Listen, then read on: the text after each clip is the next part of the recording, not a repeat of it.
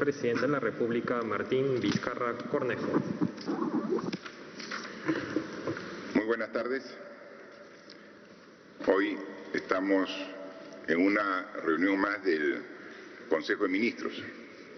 Desde el día 6 de marzo, en que se anunció el primer caso del COVID-19 coronavirus en el Perú, estas reuniones de Consejo de Ministros que ordinariamente se llevan una vez por semana, los días miércoles, son continuas.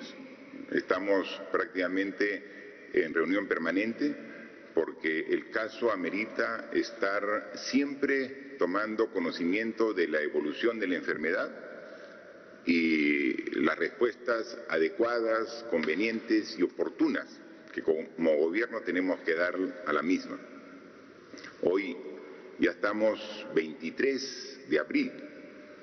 Han pasado 39 días desde que se inició el estado de emergencia y un poco más aún desde que se dio el primer caso positivo en nuestro país. Fue un viernes, lo anunciamos también aquí en Palacio de Gobierno. Recuerdo ese día.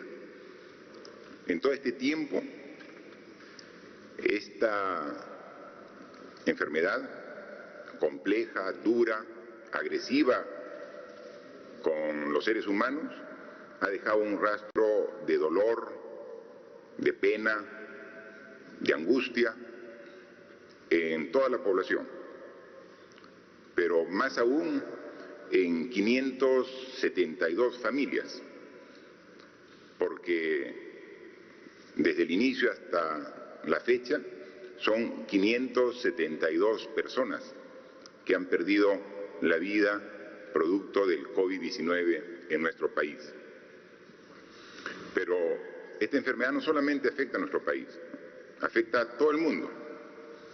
Y el rastro de esta enfermedad ya nos da que más de 2,5 millones de personas en el mundo están en calidad de positivas, de contagiadas. Y a nivel global, más de 175,000 personas ya han fallecido. Son datos duros, son datos que nos llevan a una reflexión permanente. Las cifras que tenemos aquí al día de hoy es que el Perú ya ha muestreado más de 185,000 personas, exactamente 185,238, y de los cuales 20,914 son personas positivas al COVID-19. Hay que aclarar que esta es la suma de las dos pruebas que hacemos, prueba molecular y la prueba rápida. Y de las 20,914 personas en condición de positiva, 10,808 son fruto de la evaluación molecular y 10,106 de la prueba rápida. Siempre dijimos que eran complementarias, que una prueba no reemplaza a la otra, pero ven lo importante. 10,000 personas identificadas por la prueba rápida, que si no hubieran recibido esta evaluación, estarían quizás confiadas sin saber que ya eran portadoras del virus y no teniendo los cuidados que corresponden, porque como sabemos, este enemigo silencioso en muchos casos es asintomático. A muchos de los que lo tienen no presentan ningún síntoma. Y eso lo hace aún más peligroso, porque genera confianza en la gente para seguir contagiando. Sería fácil tener cuidado de una persona que muestre claros síntomas, ¿no? Y entonces tendríamos el cuidado correspondiente. Pero un porcentaje importante de personas contagiadas con el COVID-19 no tiene síntomas, no tose, no hace fiebre, no tiene malestar, pero contagia. Y eso ha dado lugar a que ya tengamos más de 20,000 casos positivos. y que de ellos 2.786 se encuentren en condición de hospitalizados. En las diferentes instituciones de servicio de salud, 961 en Salud, 854 en el MINSA, 746 también en clínicas privadas y 225 en las instituciones de salud de las Fuerzas Armadas y la Policía Nacional del Perú.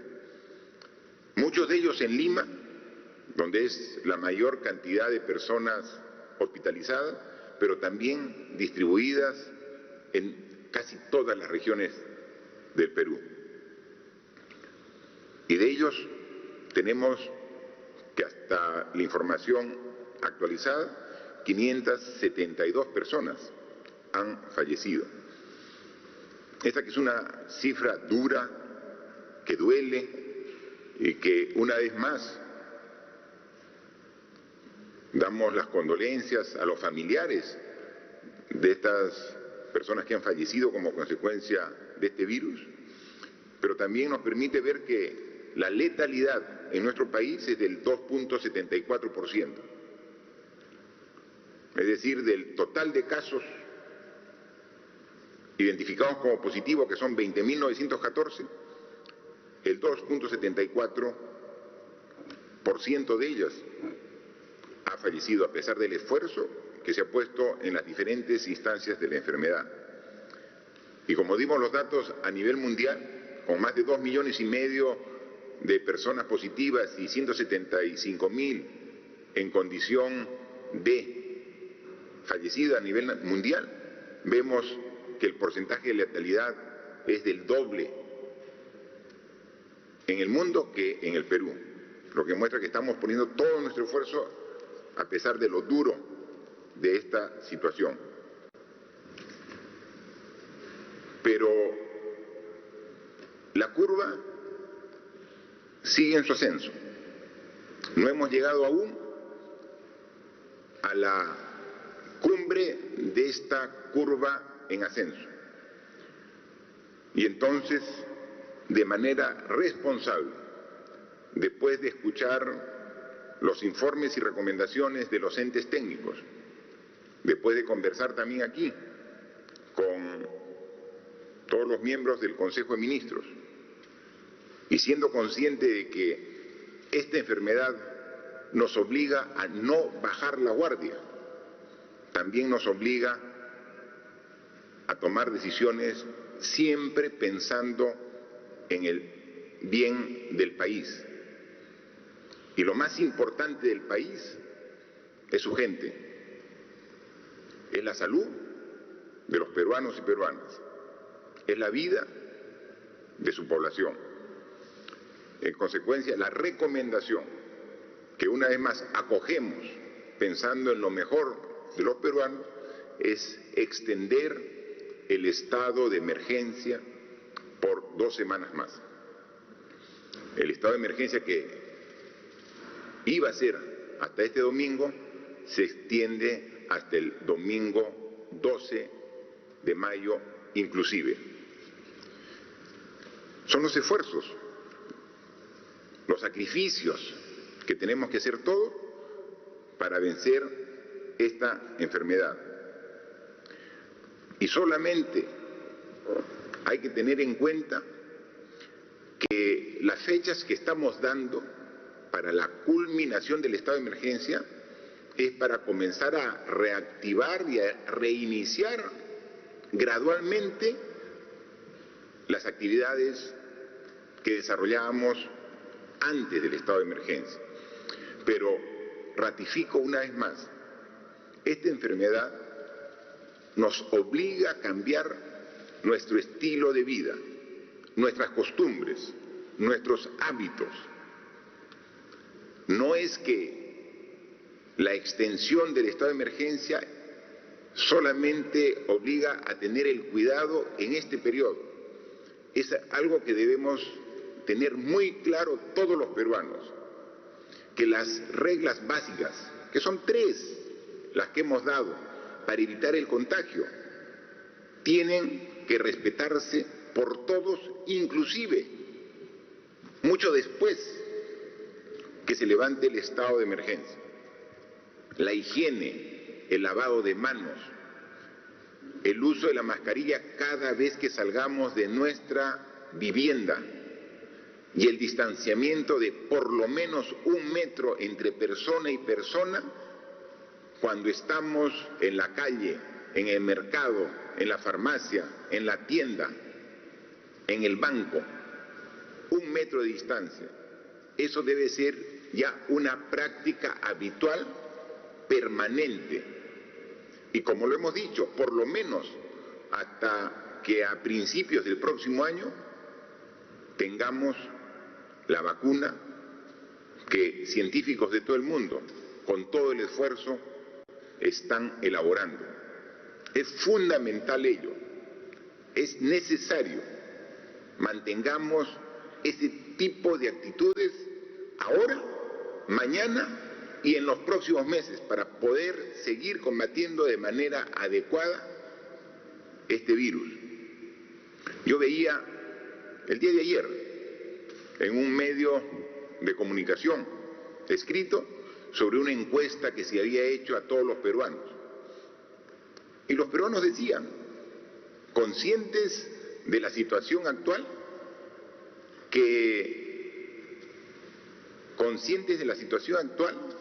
decían todos los peruanos que iban a continuar con el respeto a las indicaciones que hacíamos. Casi 100% de la población dice que va a continuar con la higiene de lavado de manos. Casi 100% de la población dice que va a respetar la distancia social. Casi todos manifiestan que van a continuar con el uso de mascarillas. Lo único que les pedimos es que eso que manifiestan lo cumplan, que lo hagan efectivo en su accionar diario. Y hemos generado una conciencia de la necesidad de respetar ese tipo de actitudes. Ahora cumplámosla así, de manera estricta, para poder combatir esta difícil y compleja enfermedad. Aclaro, la extensión del estado de emergencia es por 2 semanas. Concluye el domingo 10 de mayo. Creo que una confusión de cifras, hablé del 12. Son 2 semanas, concluía este domingo y son 2 semanas concluyendo el domingo 10 de mayo, que precisamente es el Día de la Madre. Y cuánto quisiéramos estar cerca de la Madre ese día tan especial. Y tenemos que hacer también el sacrificio. ¿Cuántas fechas importantes estamos pasando en este estado de emergencia que nos obligan a estar lejos de nuestros seres queridos? Pero también por ellos lo hacemos. Por ellos tenemos que ser responsables y tenemos que hacer un esfuerzo adicional porque estamos en la etapa más difícil de la enfermedad. Pero sin embargo, también, como ha calculado el propio ministro de Salud con su equipo de profesionales, no haber tomado estas medidas que iniciamos hace 39 días hubieran ocasionado una pérdida de vidas muchísimo mayor.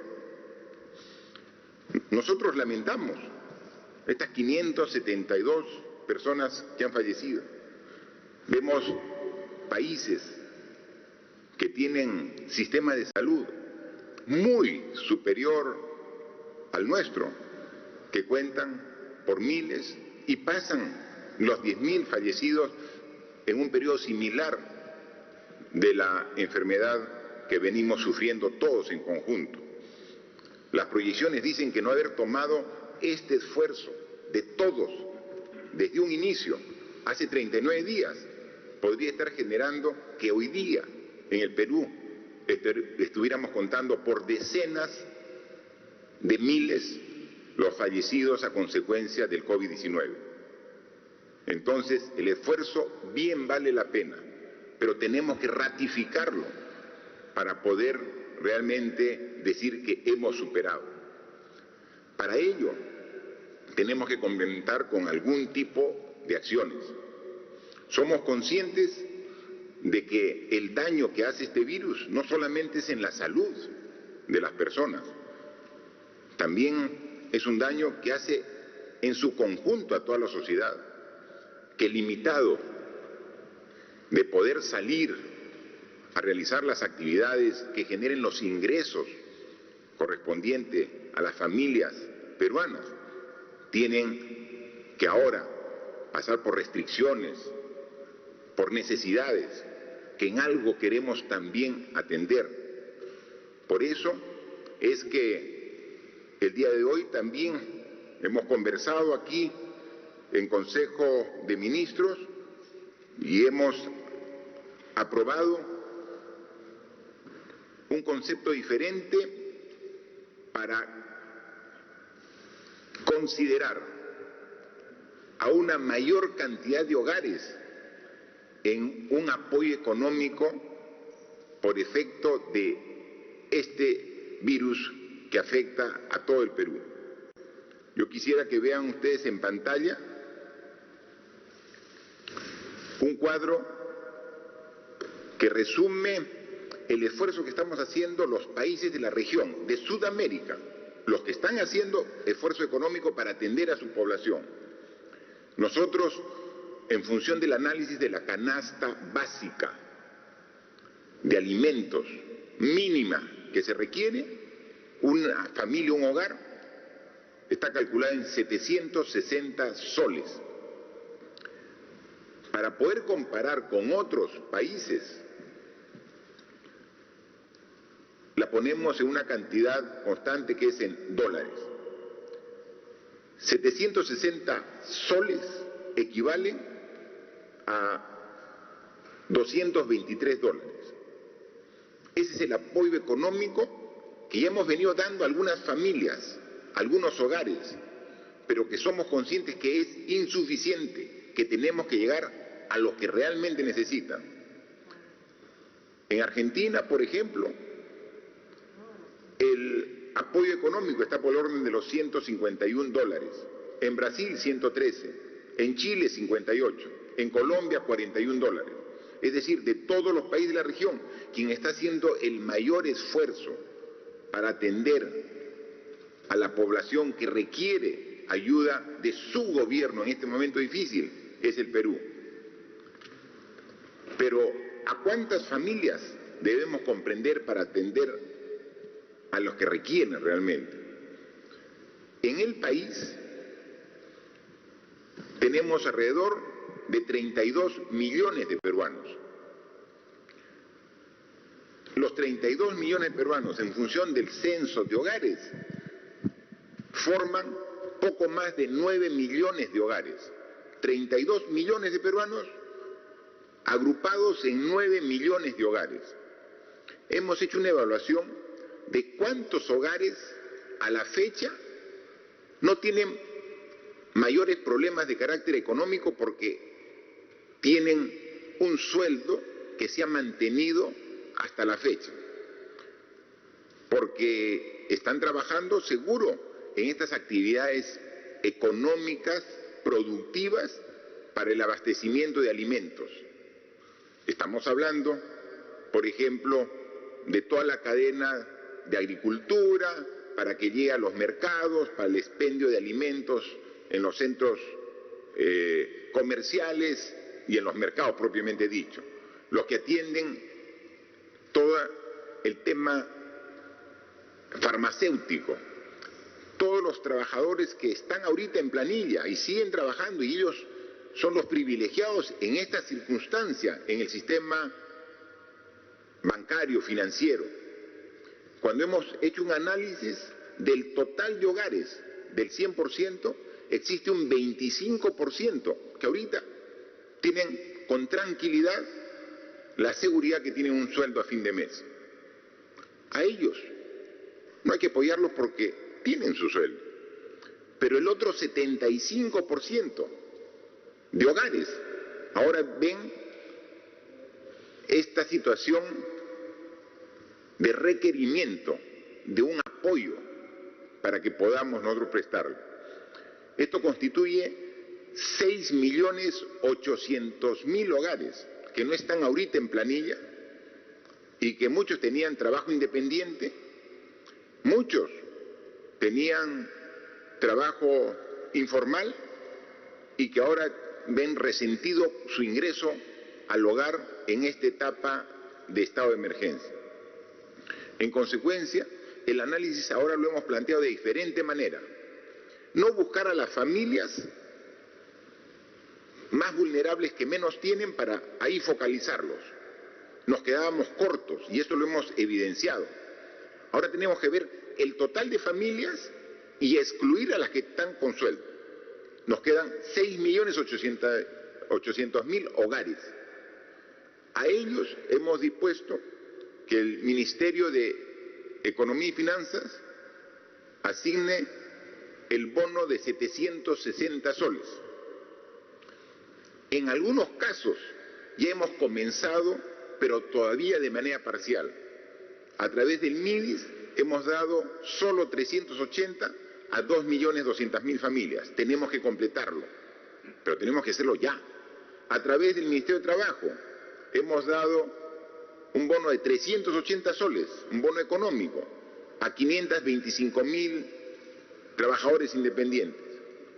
Pero si vemos 2.200.000 y sumamos 500, tenemos 2.700.000, donde un apoyo parcial, 50%. A ellos hay que completarles el 100% y llegar a estos 6.800.000 hogares con los 760, para que todo hogar tenga este respaldo para esta etapa de transición que queremos llegar, para que gradualmente podamos iniciar las actividades económicas de todas las regiones del país. El monto total de este esfuerzo representa más de 5.000 millones de soles. Pero tenemos que hacer ese esfuerzo porque es el momento de atender a las familias que ahora responsablemente tenemos en esta última etapa de respetar la cuarentena para lograr que por fin comience a bajar la cantidad de personas afectadas por el COVID-19. Entonces, una vez más, este esfuerzo es una muestra de lo que dijimos al inicio, que no vamos a escatimar ningún tipo de esfuerzo para atender lo que demande el enfrentar esta terrible enfermedad, que juntos tenemos que hacerlo. Entonces, si ya nos hemos esforzado todo este tiempo, continuemos estas 2 semanas más, pero hagámoslo a conciencia, respetando estos criterios básicos. Al inicio se veía escepticismo, se decía que no, que era una exageración. Ahora cuando vemos los efectos en un porcentaje importante de la población, se dan cuenta que se tomaron las medidas adecuadas en el momento adecuado, porque el sistema de salud precario que tiene nuestro país, sin esas medidas, imagine cómo estaría. Y ahora seguimos viendo que cuando la demanda de pacientes para hospitales, para cuidados intensivos aumenta, tenemos que seguir aumentando. Y ese es el gran reto. Todos los días tenemos reunión con el ministro de Salud y su equipo para ver cómo se van haciendo los esfuerzos y las distribuciones internas para mejorar nuestra oferta de salud. Y así vamos a hacerlo. Adicionalmente, este esfuerzo en cuanto a este bono familiar de hogares de carácter universal, con la única exclusión de los hogares que tienen ingresos familiares por planilla, que están aseguradas, también tenemos que pensar ya en un proceso gradual a partir del mes de mayo de reinicio de actividades. Pero es un reinicio calculado, es un reinicio medido, es un reinicio que cuide el evitar un rebote de afectados por este virus. A través de un documento, el día de mañana vamos a formalizar una comisión para que evalúe la propuesta que hemos preparado aquí en Consejo de Ministros con los representantes de cada sector. Ya hemos hecho un plan para salir gradualmente por etapas del estado de emergencia, pero de una manera muy calculada. Eso queremos contrastarlo con un representante de los gobiernos regionales, porque, como siempre lo hemos dicho, Lima no es el Perú. Lima son 24 regiones más que también tienen su percepción y su apreciación de los diversos problemas. Un representante de los empresarios, un representante de la academia, de las universidades, un representante de los trabajadores, un representante también de los medios de comunicación, para dialogar, discutir y consensuar este proceso que como Ejecutivo estamos planteando para que a partir del lunes 4 de mayo se comience a hacer esta gradualidad de inicio muy controlado de las actividades. Hay actividades que, como hemos dicho, no la estamos planificando para este año, como por ejemplo el servicio educativo. El ministro haya hecho una propuesta muy interesante de educación en este año, de carácter remota, a distancia. Y para eso estamos también haciendo otro tipo de inversiones para garantizar el cierre de brechas y poder llegar a los estudiantes más alejados que tienen las menores condiciones de aprender en esta situación de educación a distancia. Entonces, lo que es educación, tenemos que ya hacer una programación, como lo ha hecho el propio Ministerio, para hasta fin de año. Entonces hay actividades. Hay otras actividades que ya deberían en la primera semana comenzar, la primera semana de mayo, comenzar gradualmente a desarrollarse.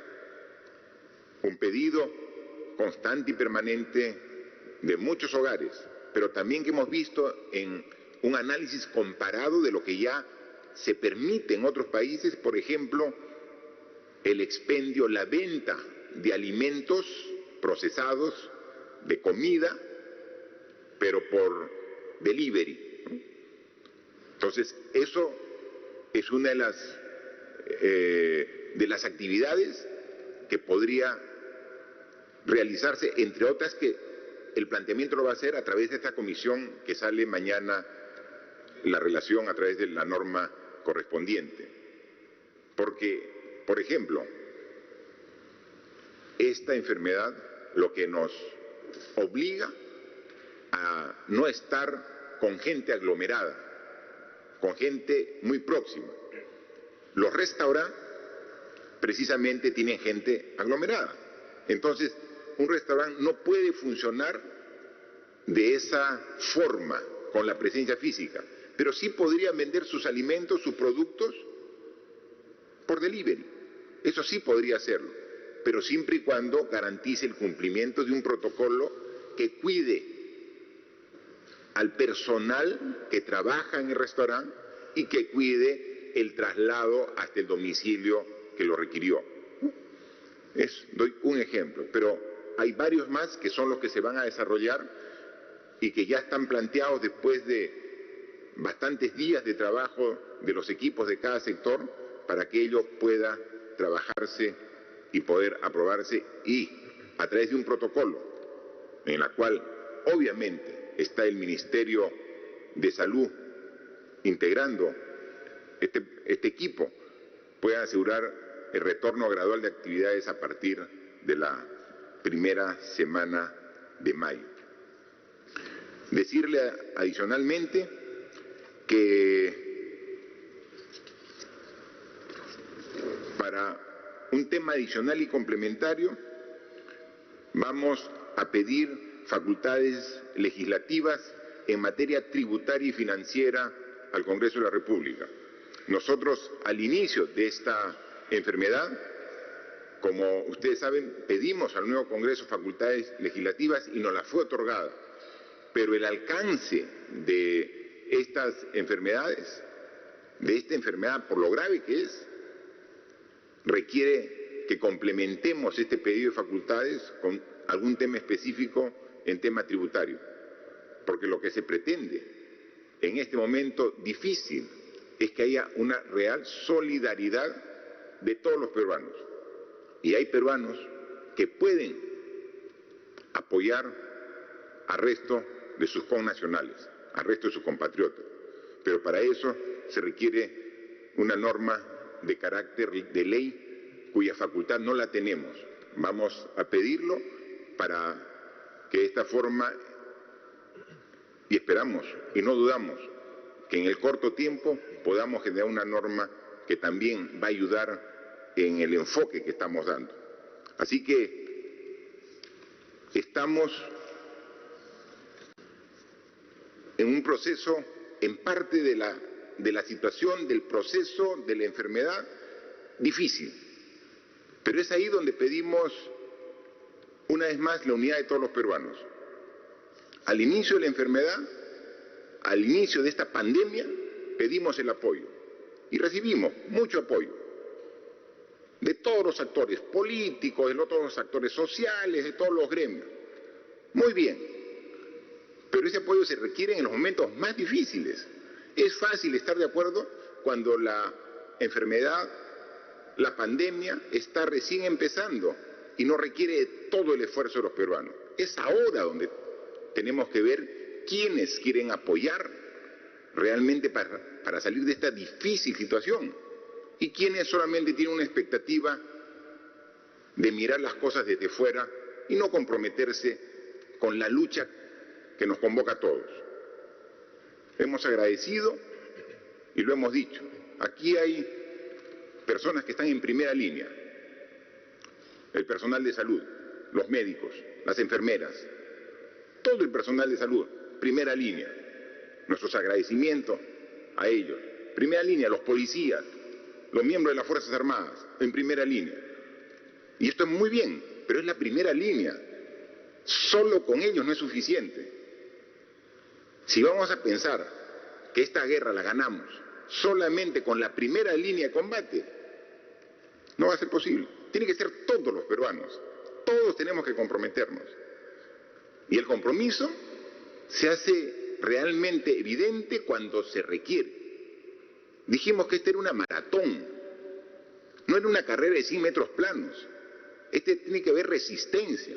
Y ahora estamos en la etapa donde requerimos la resistencia de todos los peruanos. El apoyo, la solidaridad. En ese momento nos encontramos. Y es ahí donde nuevamente tiene que salir nuestra fibra más honda, más profunda, de amor a la patria, de amor a la familia, de amor a la sociedad, para preservar el país que todos queremos. Esto va a pasar, y cuando pase vamos a tener las mejores condiciones de nuevamente trabajar por nuestro futuro. Pero es el momento ahora, el momento difícil, donde requerimos la responsabilidad y el compromiso de todos los peruanos. Estoy seguro que vamos a contar con todo su apoyo, como siempre ha sido la característica de los peruanos en los momentos más difíciles. Yo agradezco siempre a los medios de comunicación que tienen a bien hacernos preguntas, interrogantes, que quedamos a su disposición. Gracias, señor presidente. Iniciamos entonces la ronda de preguntas virtuales. La primera pregunta es del portal La Mula. La pregunta dice: peruanas y peruanos están en las calles de Lima y otras ciudades tratando de retornar a sus lugares de origen. Están agrupados en diversos espacios públicos y son proclives a contagiarse. ¿Qué medidas adicionales va a tomar el gobierno nacional ante su demanda? Por otro lado, en cuanto al distanciamiento social, ¿están considerando alguna norma que incentive el uso de bicicletas como alternativa al transporte público y de cara a la sostenibilidad que requiere el país? Bien, Efectivamente, conforme va evolucionando la enfermedad, también socialmente se generan nuevas necesidades. Y una de las demandas que se ha dado la última semana es precisamente la situación que ha planteado el periodista. Por favor, Premier, a ver si puede responder los esfuerzos que hacemos al respecto. Gracias, presidente. Una regla elemental para contrarrestar el crecimiento del contagio de este virus es la inmovilización. Por eso las diversas medidas que hemos dado, y especialmente las prórrogas relacionadas a la inmovilización social obligatoria, está destinada en esa perspectiva. El virus se mueve con las personas y por eso también tenemos que reconocer en estos momentos lo que es la labor tesonera de gobernadores, de alcaldes, que indistintamente en todo el país han coayudado a fortalecer esta labor de la llamada inmovilización social. Nosotros somos exigentes con la prueba rápida y se nos propone como una garantía de evitar el contagio, pero acá también tenemos que detenernos un momento. La prueba rápida nos da una respuesta inmediata. Puede hacer que la persona que supere una prueba rápida más adelante pueda prosperar el contagio.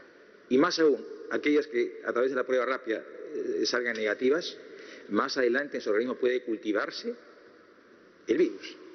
A efecto de ello, insistimos, y ahí tenemos que ayudarnos, tanto autoridades como ciudadanía, a evitar la movilización. Es nuestro deber como gobierno velar por el bienestar de todos los peruanos y en estas circunstancias por la salud de los peruanos. Pero también entendemos la legitimidad que tienen distintos ciudadanos de exigir la vuelta a sus regiones. Y atendiendo a ello es que hemos dado dispositivos. Y estos dispositivos enmarcan 3 consideraciones que no deben soslayarse de ninguna manera. La primera, que debemos facilitar, atender como prioridad a las personas de alta vulnerabilidad. La segunda, que tiene que hacerse necesariamente en coordinación con los gobiernos regionales, porque hay que hacer seguimiento a las personas que finalmente pudieran retornar a sus regiones. Y la tercera es que este tránsito a las regiones tiene que ser planificado y ordenado, porque las personas que lleguen a sus regiones tienen que estar sometidas a una regulación de cuarentena. Y obviamente esto no puede escapar de la capacidad de control que tienen que asumir los gobernadores regionales. Por eso sugerimos que esto sea de manera ponderada. Y hago extensivo mi observación porque los gobiernos regionales, en la mejor intención de poderse ordenar, a través de las redes sociales, difundieron un padrón para que pudieran indistintamente inscribirse. Y de todas las regiones a la fecha, se han inscrito 167.856 personas. Es decir, potencialmente tenemos 167.000 personas que pudieran volver a sus respectivas regiones. El día de hoy, atendiendo a la habilitación normativa que dimos en su oportunidad, a la fecha relacionado a 10 regiones y han retornado vía terrestre o vía aérea 3.579 personas. El día de hoy, con precisión, son 1.621 personas que van a retornar por vía terrestre y vía aérea y corresponden a 7 regiones.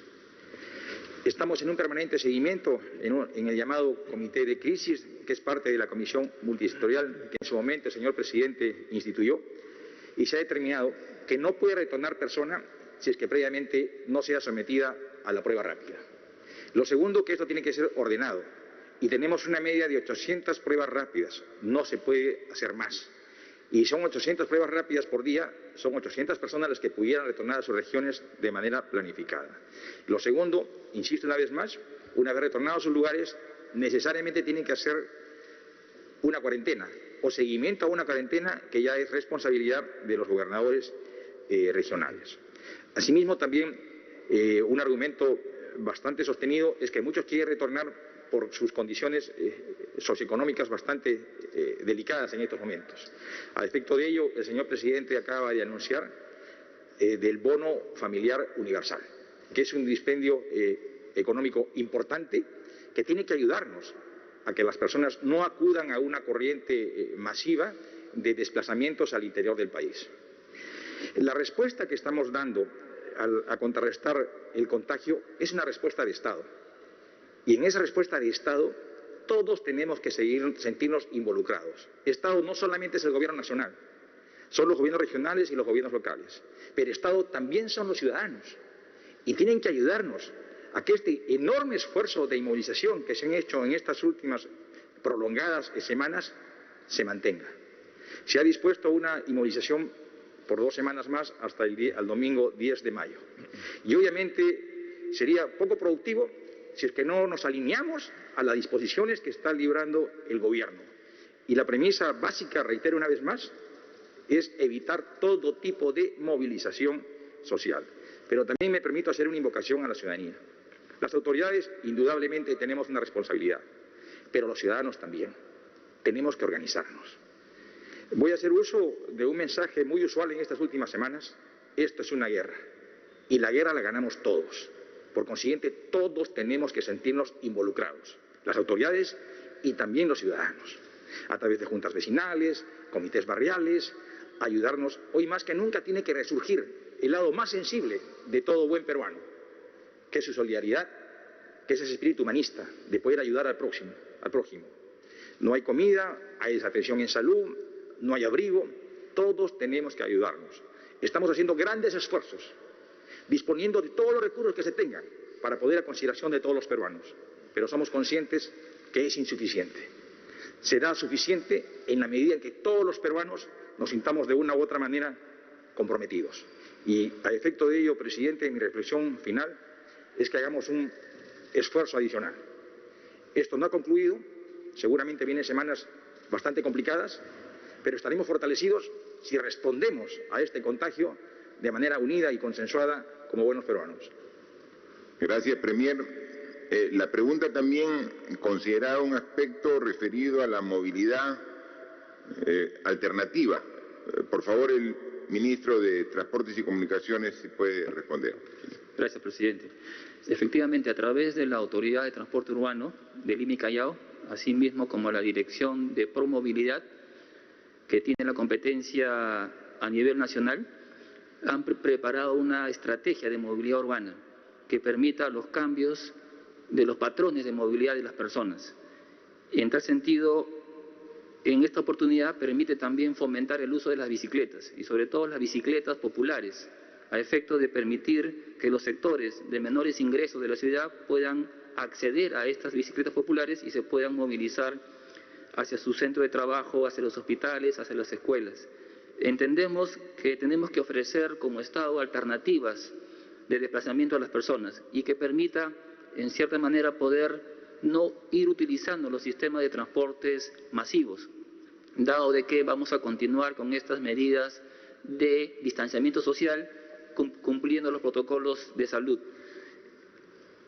Y en tal sentido vamos a implementar a través de la Autoridad de Transporte Urbano, a través también de Promovilidad, en estos planes, en esta estrategia de cambio de movilidad urbana para las personas, carriles exclusivos en la ciudad, que permitan el uso de las bicicletas.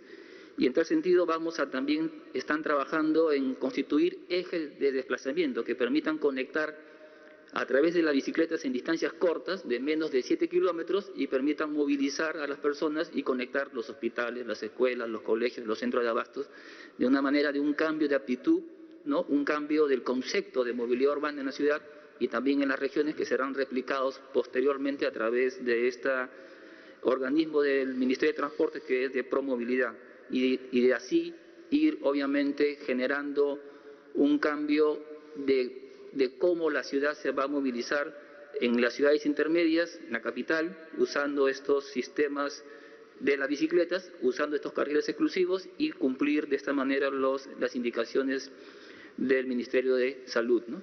Gracias. Muchas gracias. La siguiente pregunta es de Latina. Esta mañana hemos sido testigos de cómo policías y sus familiares hacen una larga cola en el Hospital Augusto B. Leguía, clamando que les hagan prueba para COVID-19. Muchos de ellos ya están con los síntomas y están a la intemperie en la calle.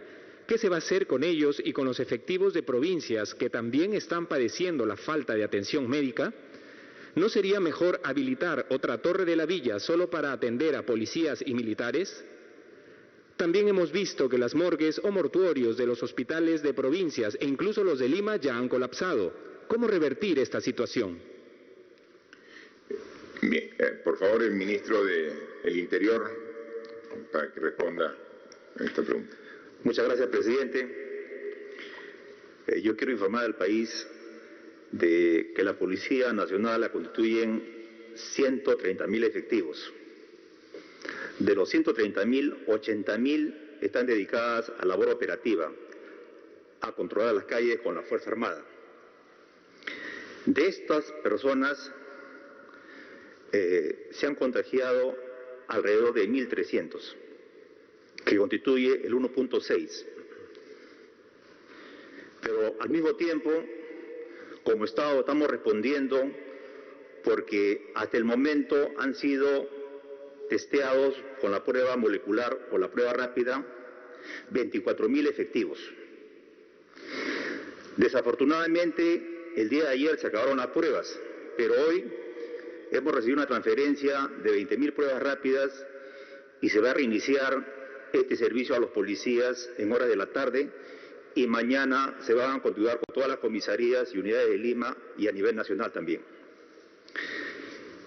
Estamos haciendo como gobierno todos los esfuerzos necesarios y por eso el sector interior está adquiriendo 80.000 pruebas moleculares y 120.000 pruebas rápidas que van a llegar la próxima semana, porque entendemos de que este virus ha llegado acá para quedarse por largos meses y la policía como la Fuerza Armada constituyen la primera línea de acción en esta guerra que estamos librando.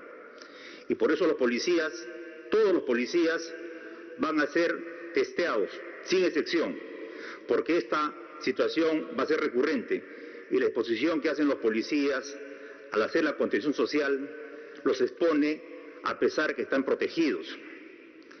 Hemos adquirido 50 millones de soles en guantes, mascarillas, desinfectantes, gel, equipos biomédicos, equipo de protección especial, pero no es suficiente. Nosotros tenemos el compromiso de seguir protegiendo a nuestra primera línea de acción. Estamos tensionando todas nuestras fuerzas, haciendo convenios con clínicas privadas, implementando más habitaciones para contagiados en otros lugares del país. Pero yo quiero lanzar un mensaje a los policías nacionales. Hemos librado guerras similares en el pasado.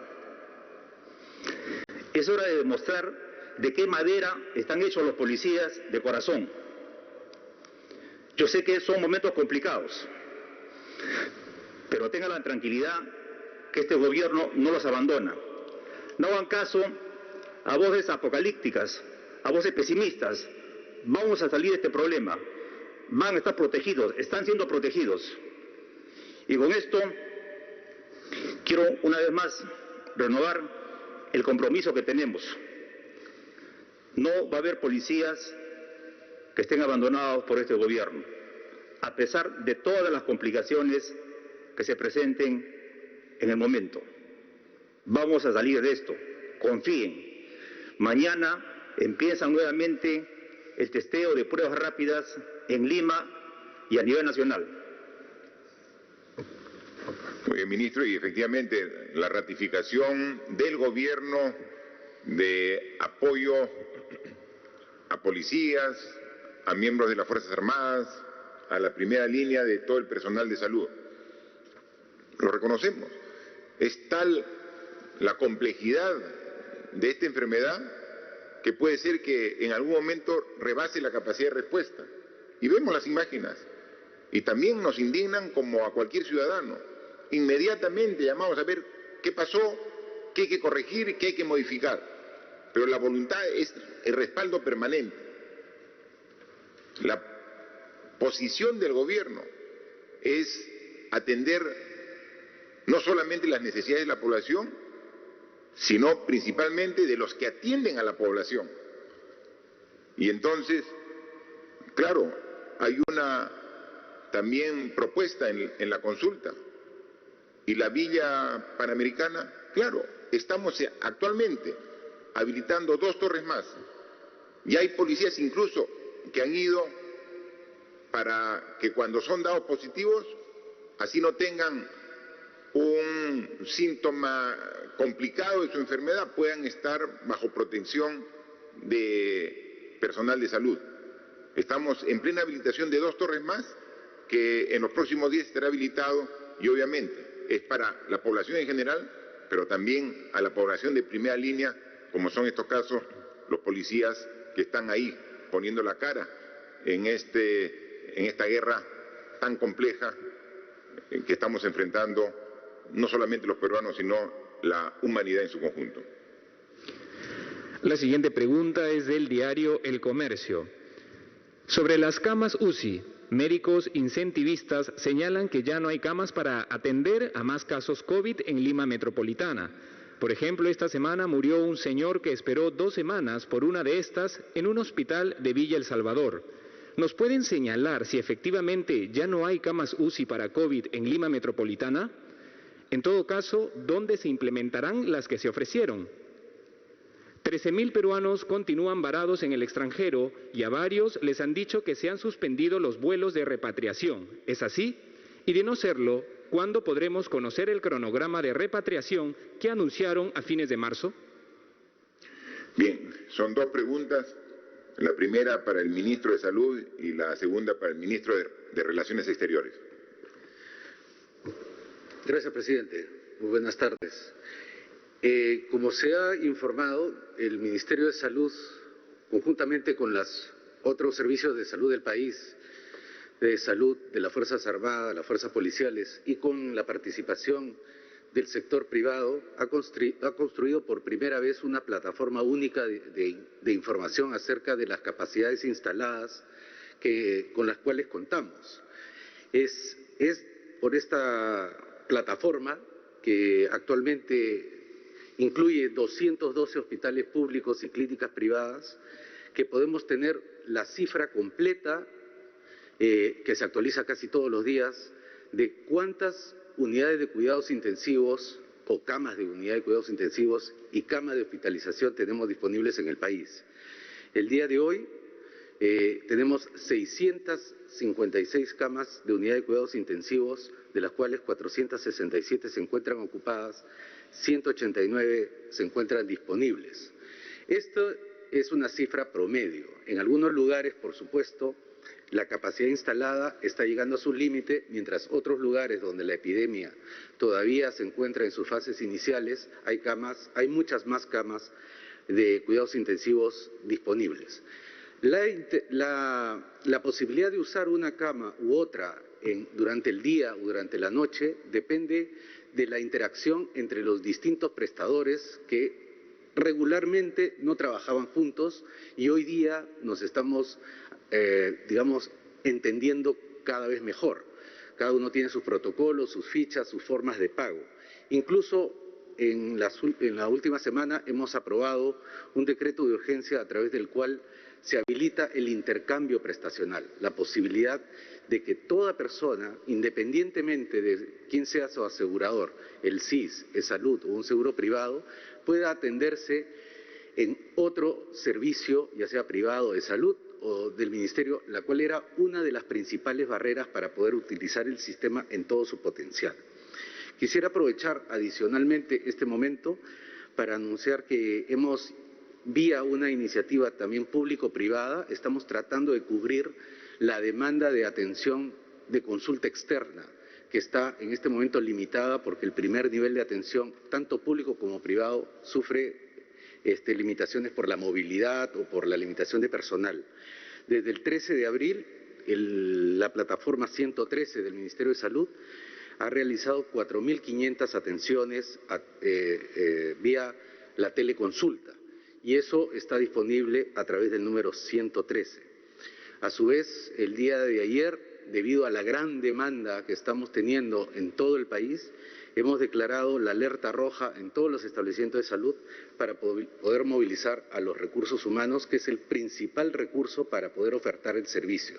Anoche hemos tenido una muy fructífera reunión con el Colegio Médico del Perú al cual le hemos informado en detalle, y ellos a su vez informarán a la sociedad, a las sociedades científicas, a la sociedad de los médicos y a la sociedad de los profesionales, cómo es que se construye la base de datos de tanto de las camas disponibles para hospitalización, para unidad de cuidados intensivos, la telemedicina y el relanzamiento de la actividad del primer nivel de atención, señor presidente. Gracias. Por favor, canciller. Sí, señor presidente. Desde el día 17 de marzo, en que se cerraron las fronteras y se suspendieron los vuelos comerciales, se han repatriado al Perú 12.000 compatriotas. Esto ha sido producto de un gran esfuerzo del gobierno de diversas instituciones y fundamentalmente aprovechando vuelos de Estado de países amigos que vinieron a repatriar a sus nacionales que estaban en nuestro país. En estos días ya prácticamente no existen estos vuelos de Estado porque ya se han repatriado la inmensa mayoría de turistas que estaban en el Perú, cerca de 30.000, con un gran esfuerzo también que ha involucrado diversas instituciones del país. Así que en esta nueva situación somos conscientes de que todavía hay compatriotas por repatriar y que en muchos casos están pasando situación difícil y a través de nuestros consulados y embajadas los estamos apoyando. En este contexto tenemos que ser mucho más creativos, tenemos que encontrar fórmulas donde pueda haber algún tipo de cofinanciamiento, trabajar con otros países que también tienen varados. Este es el caso, por ejemplo, de Sudáfrica, donde hay compatriotas hace mucho tiempo que están esperando para retornar a nuestro país. Estamos trabajando con la Embajada Argentina, también posiblemente con un grupo de compatriotas mineros que están en Zambia. O sea, tenemos que trabajar estas fórmulas creativas. Estamos en una etapa mucho más difícil, por esto que he señalado, pero no hemos bajado la guardia. Seguimos trabajando, señor presidente. Muy bien, gracias. Por favor, la siguiente. La siguiente pregunta es de RPP. Diversos medios de prensa hemos evidenciado que estas preguntas, sorteadas al menos una hora antes de sus conferencias, no pueden abordar los temas sobre los que usted expone. Comprendemos que el Gobierno hace todos los esfuerzos para transparentar su información, pero en la misma línea de claridad quisiéramos saber si han evaluado que las preguntas de la prensa puedan hacerse en vivo y no antes de cada conferencia. Bien. Si ustedes pueden siempre analizar y comparar la forma de relacionarse de presidentes de otros países en momentos tan difíciles como el que también ellos están sufriendo con la pandemia del COVID-19, podrán ver que no hay un presidente que con sus ministros haya estado tantas veces dando la cara, explicando la situación y adicionalmente recibiendo las preguntas de los medios de comunicación. Más o menos, haciendo un cálculo aproximado, hemos tenido más o menos 35 conferencias de este tipo desde que iniciamos hace 39 días el estado de emergencia. Y en esos 35 oportunidades hemos respondido más de 200 interrogantes de los medios de comunicación. Miren el esfuerzo que nos corresponde hacer para comunicar sobre todos los acontecimientos que se van sucediendo sobre el coronavirus. Y hemos dicho de que esta situación es excepcional, en consecuencia también obliga a tomar medidas excepcionales. Ustedes, los medios de comunicación, saben que no solamente aquí en Lima, sino en los innumerables viajes que he hecho al interior del país, siempre he estado frente a frente, cara a cara con los periodistas, en una relación franca, sincera, directa con todos los periodistas. Pero esto nos obliga precisamente a tomar medidas excepcionales mientras que dure esta enfermedad. Pero no queremos romper el vínculo con los medios de comunicación y por eso les pedimos, y es un sorteo totalmente transparente de los medios de comunicación que están inscritos en el portal de Palacio de Gobierno. Y entonces pueden participar, han visto, de manera plural y preguntar, y respondemos o hacemos el esfuerzo de responder todas las preguntas que hacen. Y dicen, pero no podemos preguntar exactamente lo que hoy día se dijo. Pregunten mañana. O sea, si hacemos muy frecuentes este tipo de conferencias de prensa, Entonces, lo que quedó pendiente porque fue un anuncio el día de hoy, lo pueden preguntar al día siguiente. O si no, este tipo de presentación es complementada con entrevistas que tienen los ministros permanentemente en los diversos medios de comunicación. Y ellos llevan la voz de gobierno. O sea, el presidente y los ministros llevan la voz del gobierno, son voceros oficiales de gobierno. Cualquier tema, yo estoy seguro que tienen toda la amplitud y la voluntad de responder cualquier inquietud de la prensa. Así que este gobierno respeta la libertad de prensa, respeta a todos los medios de comunicación, incluso a los que critican y a los que son severos con el gobierno, igual lo respetamos y atendemos sus preguntas y con gusto lo respondemos cada una de ustedes cuando son canalizadas a través de este mecanismo. Gracias, señor presidente. Para culminar esta ronda tenemos la pregunta de la Asociación de Prensa Extranjera en el Perú. Presidente Vizcarra, la Comisión Económica para América Latina y el Caribe, CEPAL, dijo el martes que las economías de América Latina caerán este año un 5.3% golpeado por el coronavirus, incluido Perú con un retroceso de 4%. ¿Coincide con esta proyección para el caso peruano?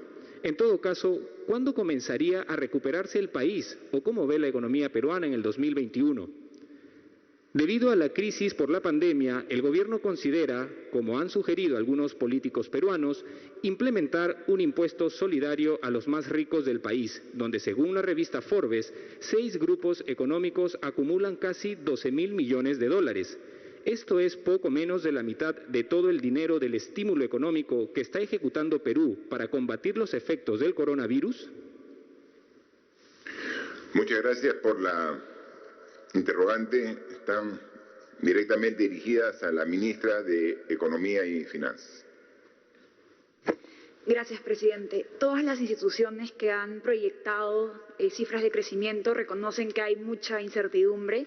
Lo que podría hacer que difieran estas proyecciones tiene que ver con el impacto del paquete fiscal que hemos diseñado, que como hemos dicho varias veces es un paquete muy audaz. De hecho, ya se ha difundido en varios medios de comunicación que la primera subasta que ha realizado el Banco Central para Reactiva Perú ha sido muy exitosa, con las tasas de interés real de los préstamos serán cercanas a cero. Nosotros, como lo ha anunciado el presidente, estamos ya trabajando en un programa de reapertura gradual de la economía. Nos tenemos que acostumbrar a una nueva normalidad, donde va a ser importante que la economía vaya reanudándose de manera controlada, siguiendo una serie de protocolos y estándares sanitarios. Nosotros esperamos que la recuperación económica se inicie a partir del tercer y cuarto trimestre del año. Nosotros como gobierno nos hemos propuesto retornar al crecimiento potencial y vamos a dar todo nuestro esfuerzo en ese objetivo. Respecto a la pregunta tributaria, la historia de los impuestos demuestra que los impuestos son una medida idónea y eficaz en tiempos de crisis. En el marco de las facultades que ha anunciado el presidente, estamos evaluando medidas, pero como gobierno somos muy responsables con todo lo que plantearemos, siguiendo estándares internacionales, siguiendo además los parámetros de razonabilidad constitucional de los impuestos, todas las medidas inspiradas en el principio de solidaridad al que se refirió el presidente Vizcarra. Muchas gracias. Sí, para eso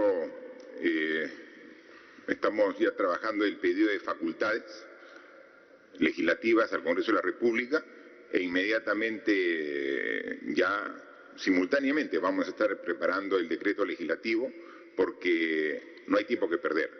Tenemos que actuar en todos los aspectos de manera simultánea y este es un aspecto que no debemos dejarlo de lado. Es sumamente importante mostrar la solidaridad de los que más tienen con los que menos tienen. Lo estamos haciendo como gobierno, lo estamos haciendo un gran esfuerzo. Más de 5.000 millones aquí en este bono familiar universal. Sabemos que lo más difícil de este bono es la operatividad del mismo, porque está la decisión tomada, está el presupuesto asignado, están las familias, hogares determinados. El problema es cómo físicamente le hacemos la transferencia, cuando más de la mitad de estos hogares no tiene ninguna cuenta, ninguna tarjeta bancaria, o sea, no tiene relación con ninguna entidad bancaria.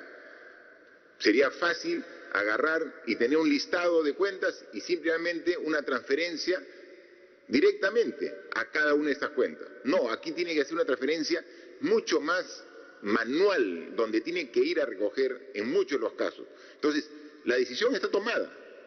Hay la voluntad y porque tenemos conciencia que si no apoyamos a las familias que realmente requieren en este momento difícil, estamos dejando en alto nivel de vulnerabilidad. Entonces tenemos que apoyarla.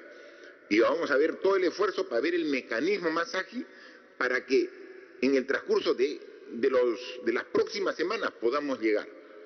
El esfuerzo que ya lo empezamos con algún tipo de bono, que es de más de 5.000 millones, solamente hemos avanzado 1.000. Y eso tenemos que ser pues autocríticos. Es decir, debemos ser más rápidos. La gente, cuando tiene hambre, el hambre no espera. Y hay veces, tu propio hambre te lo puedes aguantar, pero no el de tu hijo. Y entonces ahí tenemos ahí el dinero, tenemos el presupuesto, tenemos que llegar más rápido a las familias. La burocracia, los enormes problemas al interior de la propia administración pública a veces demoran más de lo que debiera. Ya está definido, ya está aprobado, ahora hay que operativizar. Y entonces, reconociendo que los procedimientos son lentos y que tenemos que mejorarlos y corregir, como hay que corregir muchas cosas más. Día a día vemos errores en nuestro accionar, porque claro, cuando las cosas están tranquilas, cuando están dentro de la normalidad, cometes errores, pero casi hay veces hasta pasan desapercibidos. Pero cuando llegas a situaciones extremas como la que estamos llegando aquí y en todas partes del mundo, es ahí donde se evidencian más tus debilidades. Pero esa debilidad o te hace correr o escapar o te hace parar fuerte y enfrentarla. Eso tenemos que hacer los peruanos. Vemos día a día las debilidades que salen a la luz de un sistema administrativo desfasado que necesita modernizarse y que necesita ser mucho más práctico. En el camino, en el proceso lo estamos corrigiendo, pero atendiendo las necesidades. Entonces, entre más problemas tengamos, tenemos que ser más creativos para encontrar solución a los problemas. Pero adicionalmente, además de creativos, tenemos que poner más fuerza para enfrentar a los problemas que se ponen más difíciles. Vamos a llegar con este bono. Es difícil la operatividad. Hemos aprendido en estos bonos que se han demorado y hemos ido entregando. Pero cada vez que nos demoremos un día o una semana en la entrega de ese efectivo, de ese bono económico, pensemos que hay familias que están esperando para satisfacer sus necesidades básicas elementales. Ahí tenemos que redoblar esfuerzos para trabajarlo. Otro tema que se ve, que estar 40 días en casa, en viviendas que últimamente son cada vez más estrechas, más pequeñas, genera un problema emocional no solo a los adultos, sino también a los jóvenes, a la niñez que está en la casa.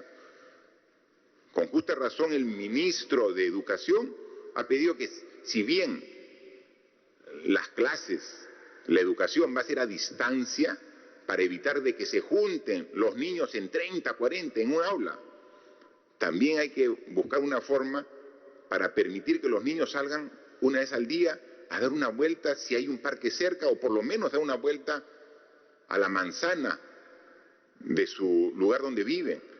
Esto se está conversando con el ministro de Salud para que, sin poner el riesgo del contagio del niño y que luego lleve el contagio a la casa, tomando los cuidados correspondientes, hay que buscar un mecanismo, un procedimiento que lo está trabajando el Ministerio de Educación, el Ministerio de Salud, para ponerlo ya en práctica y a partir ya de la próxima semana, o si puede antes, lograr un mecanismo para que salga, que tome aire, que vea el ambiente, que es muy importante para la salud emocional también de todos los que están en casa. Hay mucho por hacer y todo eso uno lo va conociendo de las propias necesidades que se van presentando. Este tipo de necesidades no lo teníamos la primera semana o segunda semana, pero ya pues 40 días tenemos que dar planteamientos para esos casos, como para muchos casos más. Así que estamos aquí, al frente de esta situación tan compleja, sabiendo lo difícil que es enfrentar una enfermedad nueva en el mundo, que hace pocos meses no se tenía conocimiento de ello. que la ciencia hasta ahorita la sigue estudiando, sigue viendo qué hacer al respecto. Mientras que eso ocurre, nosotros tenemos que estar al frente, mejorando la capacidad de respuesta, corrigiendo las deficiencias, asumiendo errores en el proceso, pero siempre con la convicción de que vamos a salir adelante, que esta guerra, como muchas otras en el pasado, la vamos a ganar. Los peruanos vamos a salir adelante. Son momentos difíciles, sí, son momentos duros, sí, muy duros, pero tenemos que ser más fuertes que el problema para poder salir adelante. Lo vamos a hacer con la ayuda y con la unión de todos los peruanos. Muchas gracias. Señoras y Compromiso señores. entonces del jefe de Estado de mejorar en la capacidad de respuesta y detalles sobre este bono universal familiar con el cual se espera llegar a 9 millones de